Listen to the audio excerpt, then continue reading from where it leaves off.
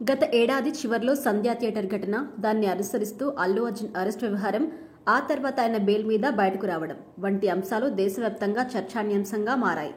అభిమానులు ఈ ఘటనపై ఎంత ఆందోళనకు గురయ్యారో ప్రత్యేకించి చెప్పనక్కర్లేదు.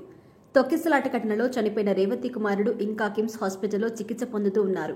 సినీ పరిశ్రమ మొత్తం హాస్పిటల్కెళ్లి శ్రీతేజ్ కుటుంబ సభ్యుల్ని పరామర్శించారు. అల్లు అర్జున్ కూడా ప్రత్యేక పోలీస్ అనుమతితో శ్రీతేజ్ ని గత నెలలో పరామర్శించారు. శ్రీతేజ్ కుటుంబానికి అల్లు అర్జున్ మరియు పుష్ప మూవీ టీం కలిసి 2 కోట్ల రూపాయలకు పైగా ఆర్థిక సహాయం అందించారు. భవిష్యత్తులో ఏ అవసరం ఉన్నా ఆదుకుంటామని ఆ కుటుంబానికి భరోసాను అందించారు. అయితే ఈ ఘటన ప్రభావం ఇండస్ట్రీపై చాలా బలంగా పడింది. రీసెంట్ గా మోహన్ బాబు తనయుడు, ప్రముఖ hero, movie artist association president Manchu Vishnu కూడా ఈ విషయంపై స్పందించారు. సంధ్యా థియేటర్ ఘటనపై మీ అభిప్రాయం ఏంటి అని యాంకర్ అడిగిన ప్రశ్నకి మంచు విష్ణు సమాధానం చెప్తూ, ఇలాంటి ఘటన జరగడం అత్యంత బాధాకరం. సెలబ్రిటీలు కాస్త బాధ్యతాయుతంగా వ్యవహరించి భవిష్యత్తులో ఇలాంటివి పునరావృతం కాకుండా చూసుకోవాలి.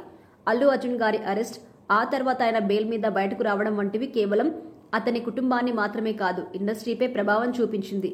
భవిష్యత్తులో ఇక మీదట సినిమా హీరోస్ థియేటర్స్ కి వెళ్లి సినిమా చూసే అవకాశం కూడా ఇక కోల్పోయినట్టే. ఇక నుండైనా హీరోలు జాగ్రత్తగా ఉండాలి అంటూ ఆయన ఈ సందర్భంగా చెప్పారు.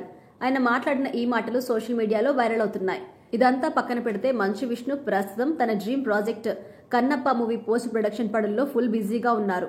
సుమారుగా 200 కోట్ల రూపాయల భారీ బడ్జెట్ తో ఈ సినిమా నిర్మిస్తున్నారు. ఇందులో rebel star Prabhas, Bollywood super star Akshay Kumar, Mollywood super star Mohan Lal, Kannada super star Shivaraj Kumar, Tamil senior hero Sarath Kumar తో పాటు ఎంతో మంది ప్రముఖులు కూడా ఈ సినిమాలో కీలక పాత్రలు పోషిస్తున్నారు.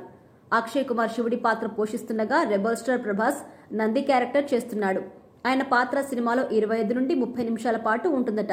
పార్వతి క్యారెక్టర్లో క్రేజీ హీరోయిన్ కాజల్ అగర్వాల్ కనిపించబోతోంది.